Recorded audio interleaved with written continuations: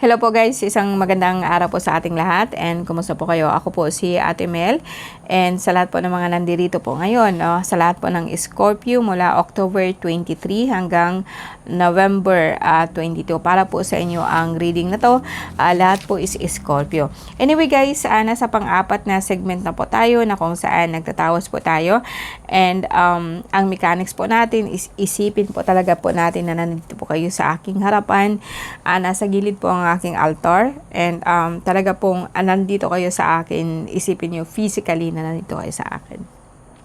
So ito po yung pamamaraan na kung saan makapasok po kayo sa dasal and magkaroon po talaga kayo ng orasyon, tawas po na makaka-receive po kayo ng gano'n, no? Let us begin po, no? So sabayan po ninyo ako and sa lahat po ng mga nandirito gusto pong magpatawas po, no? Lahat po ng Scorpio. So, let us begin. Okay, and isipin po natin na yung araw is like a flashlight at talaga pong umiilaw po sa ating noo. So, ang focus po ninyo is dito po sa noo po natin para po magbubukas po ang ating isipan, magbubukas po ang ating third eye, ang ating intuition at makaka-receive po kayo ng orasyon. Okay? And sabayan po natin ng dasal. So, idaan po natin dito sa ating noo. Ilong ang hangin papasok po dito sa sentido, papunta po dyan and sasakpuin po ang ating brain. Okay, let us begin po, no? Okay, so isipin po natin ang araw na nakatutok po natin dito and sabayan po natin ng hingang malalim. Hold, release.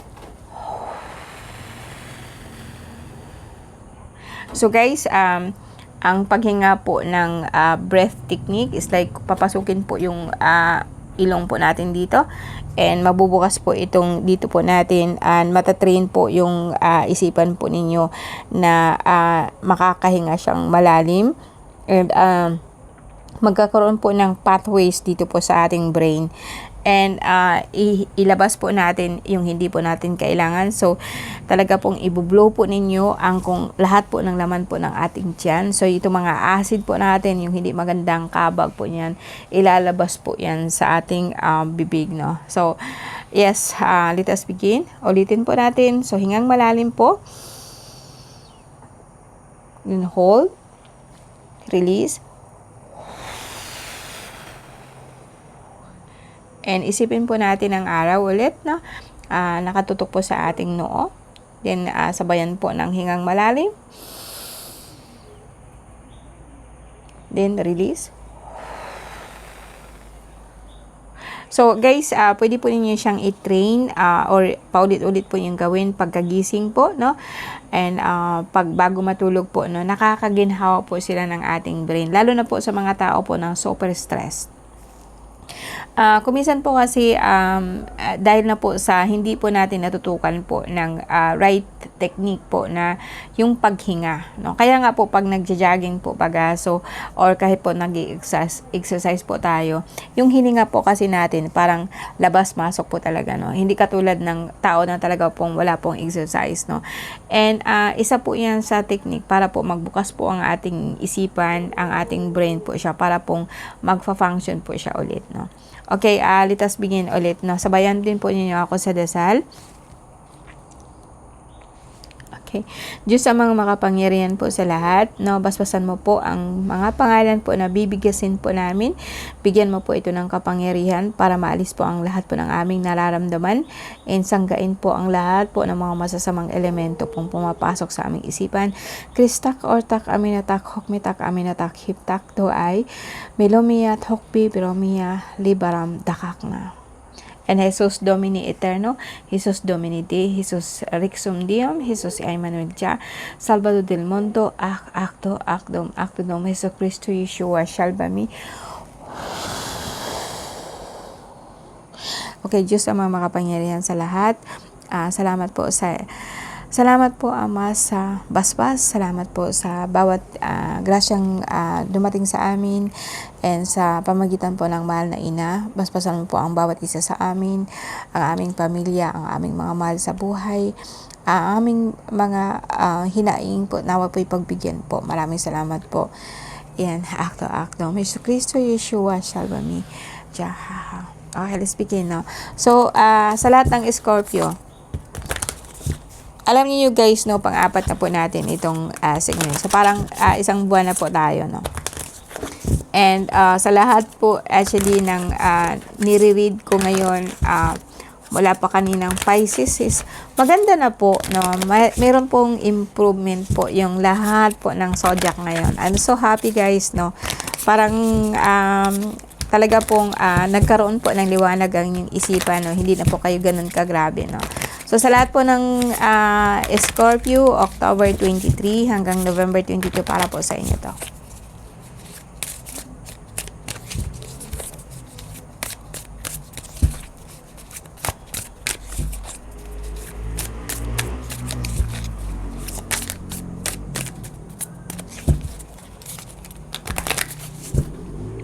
Okay, excuse me.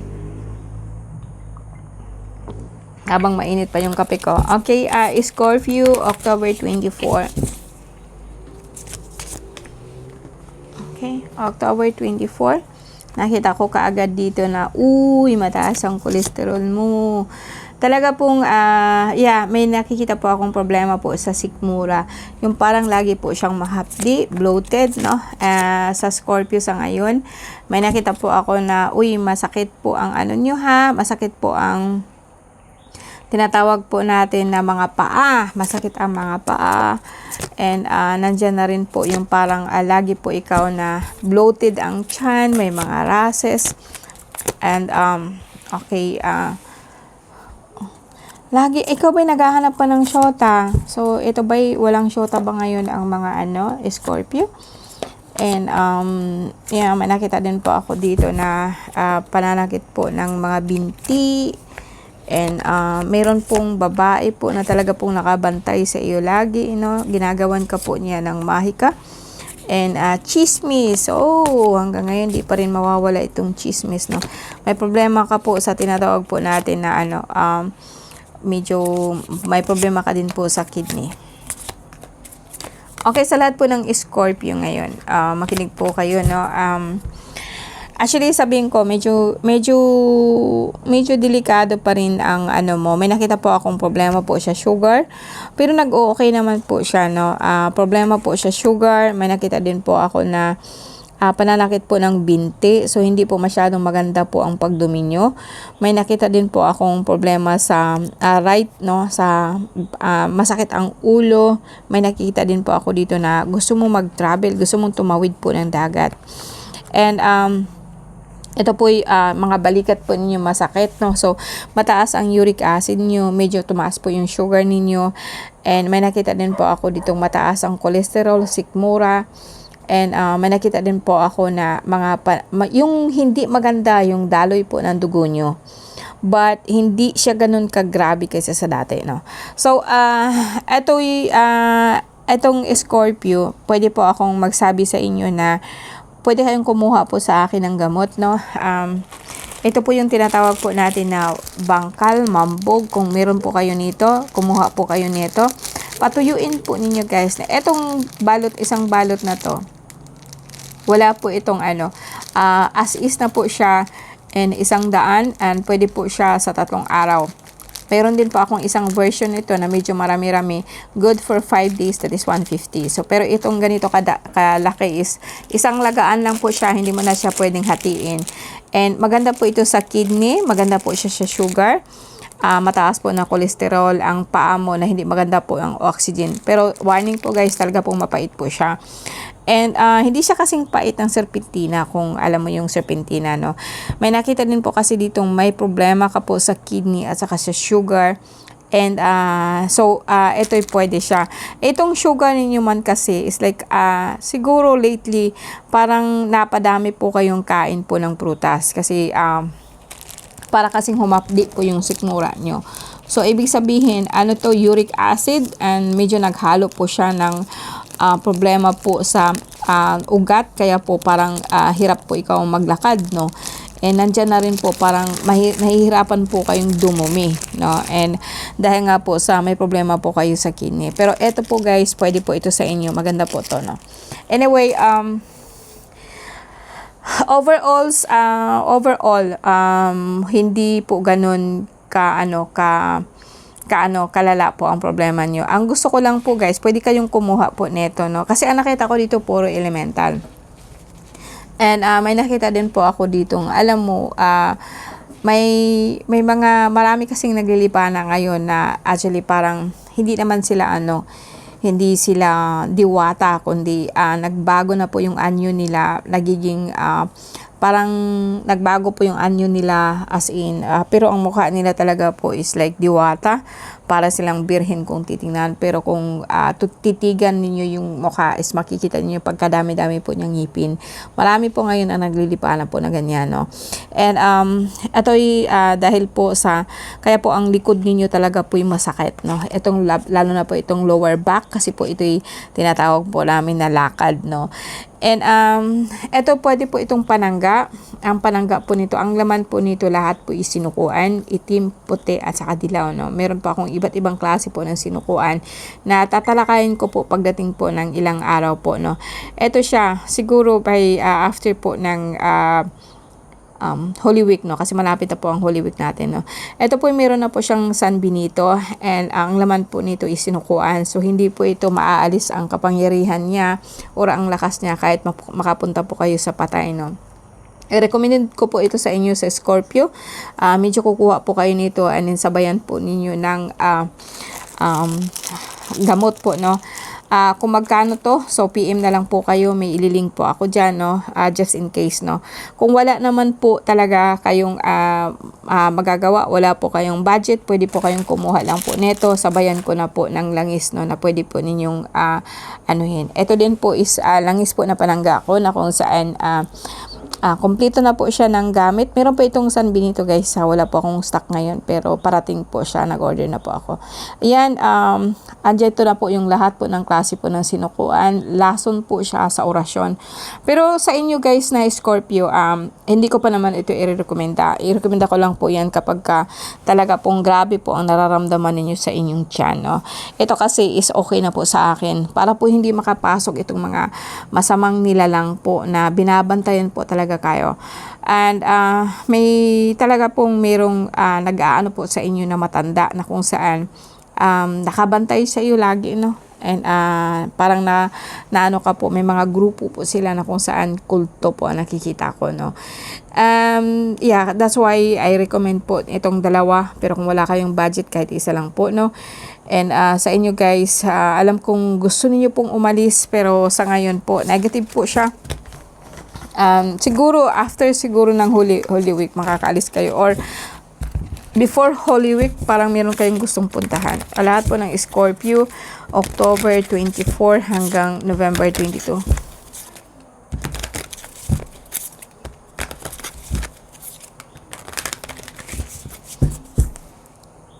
So anuhin po natin ulit, no? May actually parang napainom ka po sa orasyon, no? And sa orasyon na kung saan talaga pong babae po talaga, minsan nahihilo po kayo, no? Negative po, no? Negative ang ano neto.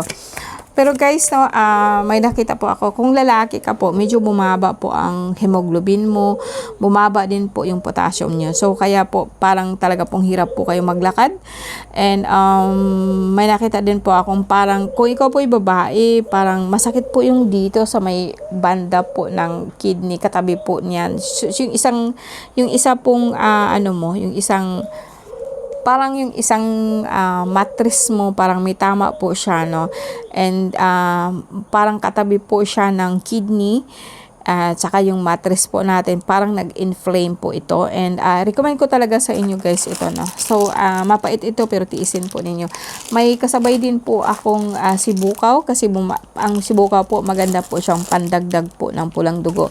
Ito po yung kulang po sa inyo, potassium, at saka yung sinasabi po natin na parang yun nga, sabi ko is like kulang po kayo ng pulang dugo, no? May kumakain sa pulang dugo nyo. So I recommend po na magkuha po kayo ng panangga. Okay guys, next time po, no, salamat po sa ano ninyo, and makinig po kayo sa dasal. Medyo lakasan po natin ang ating dasal, no?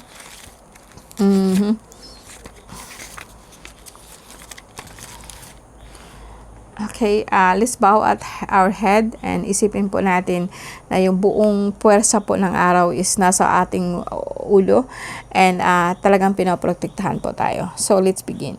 Baderitro Satanas, Jesus Igusum, Mormorlom, Mormortum, Morsyatum, Madak, Abonatak, Imatanatak, Matamaka, Mitam, Magugab, Mariagub, Magub, Baderitro Satanas, Jesus Igusum, Mormolom, Mormotum, Morsyatum, Madak, Aponatak, Imatanatak, Matamikam, Mitam, Magugab, Mariagub, Magub, in the name of the Father, the Son, and the Holy Spirit, in nomine Patri, et Filii, Espiritu Sancto, and by the power of the full names of God, which is Yahweh, Babhe. Nawa po'y pakinggan po ang aking panalangin, bigyan po ng lakas ang bawat isa sa amin, sa lahat po ng Scorpio ngayon. Sa puwersa po ng mahal na araw is papupunta po sa inyo, and sa magitan din po ng mahal na ina, basbasan mo po kayo sa pangitan po na maalis po ang lahat po ng hindi maganda sa katawan nyo. Okay? And, Diyos amang makapangyarihan sa lahat, Baderitro Satana, Jesus Igusum. And, nawa po, pagbigyan mo po kami, Imatanatak, Abonatak, Madak, Morsyatum, Mormotum, Mormolom. Okay po guys, maraming salamat po sa inyo and see you again next time po. Maraming salamat po and God bless po. God bless sa ating lahat.